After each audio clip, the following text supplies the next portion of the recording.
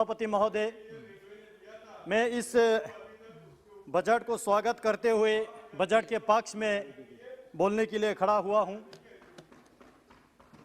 सभापति महोदय, मैं सबसे पहले माननीय प्रधानमंत्री श्री नरेंद्र मोदी जी का आभार व्यक्त करना चाहूंगा।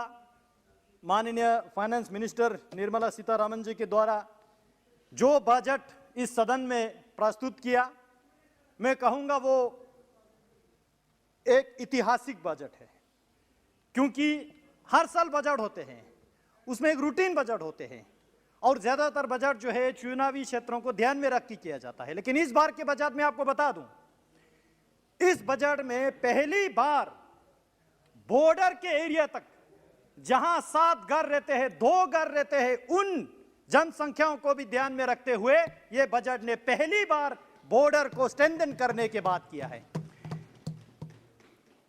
किसान, गरीब, मजदूर, स्वास्थ्य, शिक्षा, सभी चीजों को मैं उन चीजों में नहीं चढ़ना चाहूंगा। मैं बॉर्डर क्षेत्र से आता हूं। लद्दाख, एलओसी, एलएसी, तिब्बत के साथ, चीन के साथ, पाकिस्तान के साथ जहां बॉर्डर लगते हैं, हमेशा एक तनाव रहते हैं और विपक्ष की ओर से हर वक्त मुद्दा रहता है कि बॉर्डर पे क्या है, बॉर्डर पे क्या है। तो मैंने सोचा थोड़ा बॉर्डर की कहानी बता दूं, इसलिए मैं पूरा बॉर्डर पे फोकस करके बताना चाहूंगा। मैडम स्पीकर, कांग्रेस के शासनकाल में पूरा बॉर्डर खाली करने का काम किया। नेहरू जी ने फॉरवर्ड पॉलिसी बताते रहा और बॉर्डर पे बैकवर्ड पॉलिसी का इंप्लीमेंट हुआ। हमारे बॉर्डर खाली होते गया, लोगों को सुविधाएं नहीं दिया, फैसिलिटीज तो छोड़िए, फंडामेंटल राइट तक नहीं दिया, शिक्षा नहीं दिया, स्वास्थ्य नहीं दिया, टेलीकम्युनिकेशन नहीं दिया, सड़क नहीं दिया। लेकिन आज पहली बार इस बजट में वाइब्रेंट विलेज प्रोग्राम के अंतर्गत जितने भी सीमाएं जो नॉर्दर्न सेक्टर में है, चीन के साथ, तिब्बत के साथ जो सीमाएं लगते हैं, उन गांवों को, वहां के लोगों को सशक्त करने का जो बात किया है, मैं स्वागत करता हूं ऐसे बजट का। और मैं एक चीज यहां पे कोट करके बताना चाहता हूं मैडम स्पीकर। यूपीए सरकार के दौरान 6 सितंबर 2013 को तत्कालीन डिफेंस मिनिस्टर है कि एंटोनी जी का ये इसी साधन में स्टेटमेंट है, independent India, I quote, independent India had a policy for many years was that the best defence of the country's border is not to develop border, undeveloped border are safer than developed border. So for many years there was no construction of airfields and roads, nothing along the border areas. By the time China continued to develop their infrastructure in the border areas, so as a result they have now gone ahead of us compared to infrastructure wise, capability wise in the border areas, they are ahead. तत्कालीन रक्षा मंत्री जी का ये सदन में statement है, border को backward रखना, border को डेवलप नहीं करना, ये समझते थे कि बॉर्डर की सुरक्षा है। आज उसी पार्टी के लोग बेशर्मिंदा होकर यह सरकार से पूछ रहे हैं कि बॉर्डर पे क्या है, गलवान पे क्या हुआ, पेंगोंग पे क्या है, छुशुल पे क्या है। मैं बताना चाहता हूं, आज बॉर्डर पे खतरा बढ़ रहा है तो यह कांग्रेस की नीति के कारण से बढ़ रहा है। चाइना की ओर से सीपैक बना दिया, चाइना पाकिस्तान इकोनॉमिक कॉरिडोर, ये मोदी जी के शासनकाल में नहीं बना। डेमजोक के आगे टाशीगंग में हाइडल पावर डैम बना दिया, रोड बना दिया, 6-8 एयरपोर्ट बना दिया, पूरे लद्दाख को गिरा दिया। यह कांग्रेस के शासनकाल में हुआ और हमारे यहां से उफ तक नहीं बोला कांग्रेस सरकार ने। मैं बताना चाहता हूं अध्यक्ष महोदय, अभी गलवान सेक्टर के बाद बार बार आते, गलवान, फिर वहां से जाके मोरगो, दौलतबेग सेक्टर, पूरे उस एरिया को नॉर्दर्न सब सेक्टर कहते हैं, जहां कनेक्टिविटी के लिए डीएसडीबीओ, दुर्बुक शायोग, दौलतबेग उड़ी, जो एक सड़क होता है, माननीय अटल जी के सरकार के दौरान वहां पे सड़क बनाने के जो निर्णय लिया 220 किलोमीटर का, 2020 में वो काम चालू हुआ। उसके बाद कांग्रेस सरकार आया। अध्यक्ष जी, मैं आपको बता दूं, 2012 तक वो सड़क कंप्लीट नहीं हुआ, बनाया ही नहीं हुआ पे, और विजिलेंस लग गया। विजिलेंस में बताया कि वहां तो इतना दूर है, बर्फ है, पानी है, नहीं जा पाएंगे, आपको हेली की कराते हैं। तो विजिलेंस कमेटी को हेली में ले गया।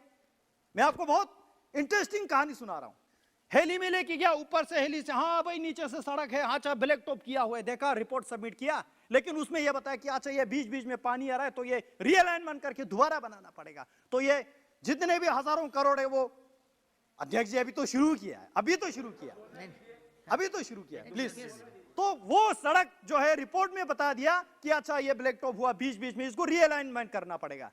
मैं आपको बता दूं अध्यक्ष महोदय, सड़क बने ही नहीं, नीचे ब्लैक टॉप के जगह कंबल बिछा दिया इन्होंने, कंबल बिछा दिया। आप यकीन करोगे, कंबल बिछा के वो आज भी, मैं वहां शयोग जाता हूं, दुर्बुक जाता हूं, टंगसे जाता हूं, लोगों से मिलता हूं, वही लोग जो ग्राउंड की हकीकत कहानी मुझे बताते हैं, संसद जी ऐसा होता था।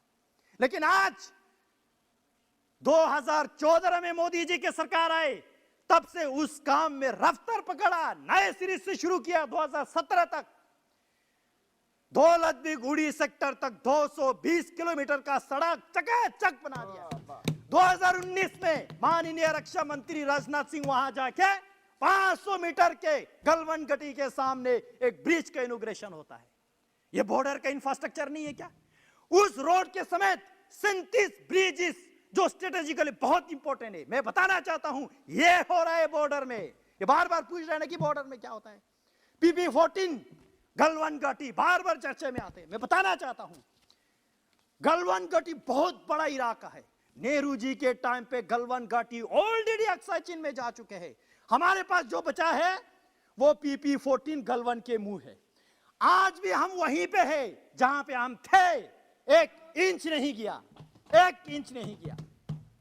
मैं बताना चाहता हूं अध्यक्ष जी आपको, पूरे बॉर्डर क्षेत्र में लुकुंग से लेके स्पंगमिक, मनमेरा, खक्ता, छुशुल, जिन गांव का मैं नाम ले रहा हूं, पेंगोंग झील के सामने किनारे वाले हैं, सड़क ही नहीं थे। आज माननीय मोदी जी ने CRF के फंड से, PMGSY के फंड से वो सारा ब्लैक टॉप हो चुका है।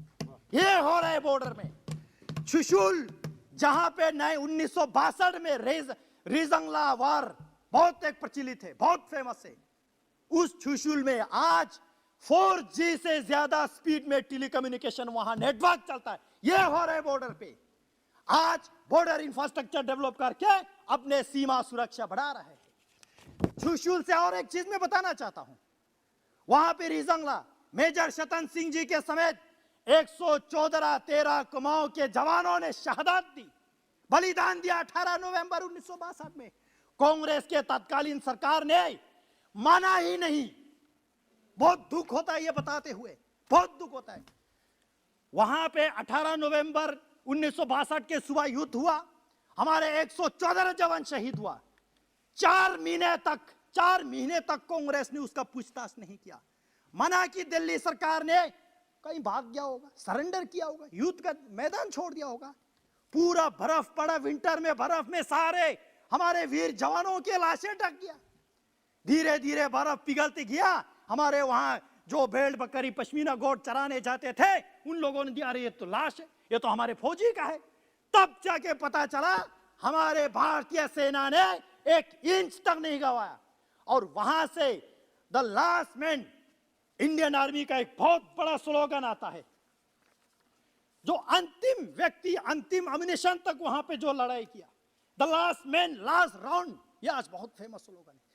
वहां जो लाश पड़े थे हमारे सेनाओं के, किसी के हाथ में बम, किसी के हाथ में बंदूक, किसी के हाथ में जो इंजेक्शन, जो मेडिकल असिस्टेंट थे, पूछा ही नहीं कांग्रेस ने इतने बेशर्मी से। आज 60 साल के बाद नरेंद्र मोदी जी के सरकार ने मेजर शतन सिंह के समेत 114 जवानों को अपने शौर्य गाथा लिखने का जो समय दिया, वहां पे वार मेमोरियल बना के इस बात उद्घाटन। ये कांग्रेस पार्टी हमेशा भारतीय सेना पे संदेह करते रहता है, उंगली उठाते रहता है। मैं बताना चाहता हूं अध्यक्ष, वहां पूरा बॉर्डर समेत तुर्तुक इलाका, एक बहुत बड़ा इलाका 1971 में POK से लिबरेट होकर हिंदुस्तान के साथ जोड़ा। पूछा ही नहीं इन्होंने, पूछा ही नहीं। इस बार पहली बार माननीय मोदी जी के सरकार में हम यहां आजादी का अमृत महोत्सव, आजादी के 75वें साल मना रहे।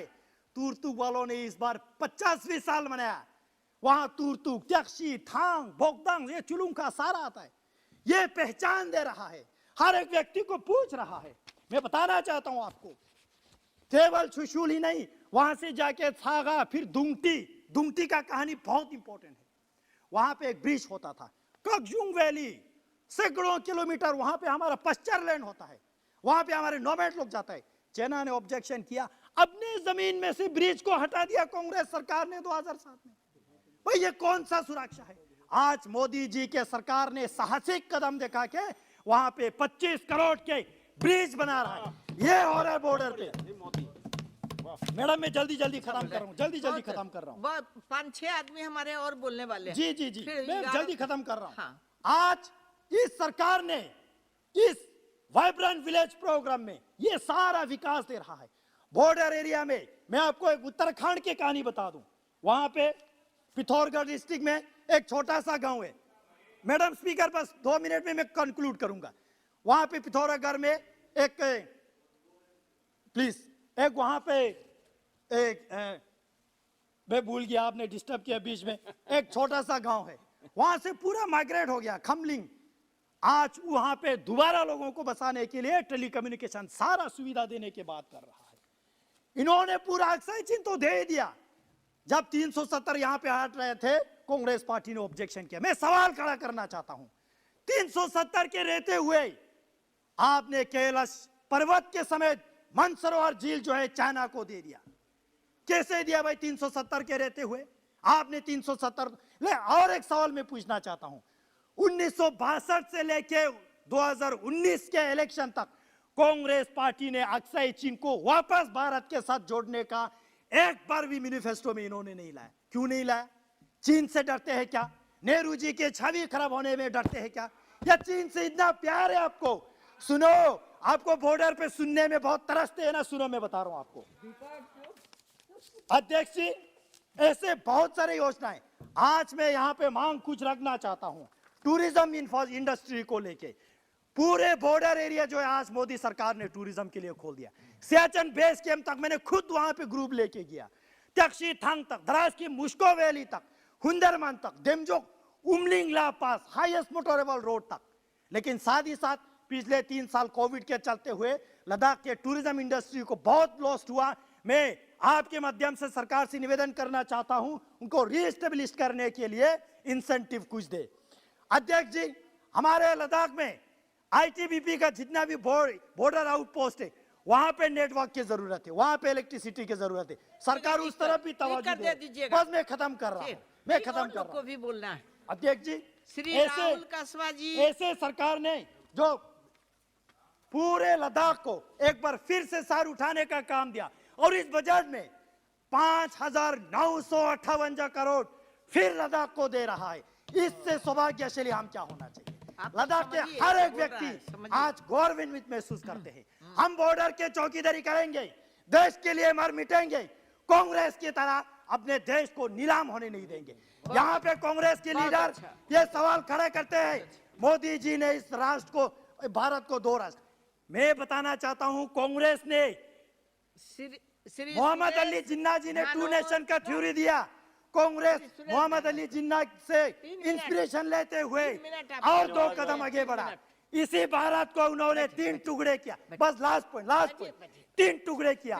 एक भारत जहां पे आज हम खड़े हैं, दूसरी भारत अक्साई चीन चाइना को हवाला कर दिया, तीसरी भारत पीओके पाकिस्तान को हवाला कर दिया। कांग्रेस पार्टी बेशर्मिंदा से आज सरकार के नियत और इंडियन आर्मी के शौर्य गाथा पे सवाल खड़ा कर रहा है। मैं आपको बहुत बहुत आभार व्यक्त करता हूं। और इस बजट पर